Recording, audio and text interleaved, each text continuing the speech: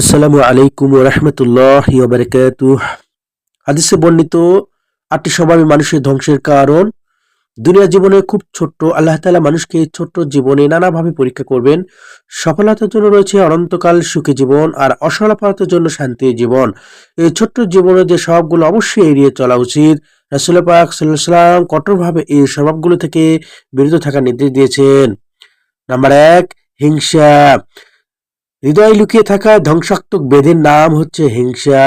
Number ২, অহংকার অথবা দাম্ভিকতা।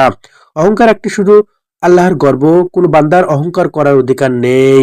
Number ৩, আত্মতৃপ্তি।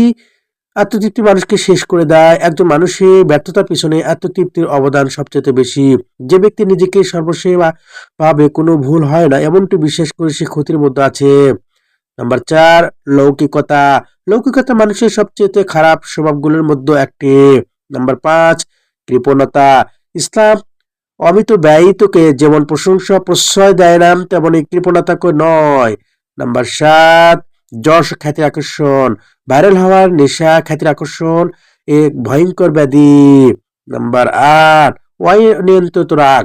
রাগ মানুষের স্বভাবজাত একটি বিষয়, তবে অতিরিক্ত রাগ ক্ষতির জন্য নিজের ক্ষতি।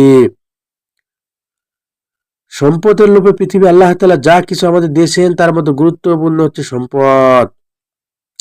এই ৮টি বিষয়ের উপর আপনারা সঠিকভাবে আমল করে নিজেকে ফিরিয়ে আনুন।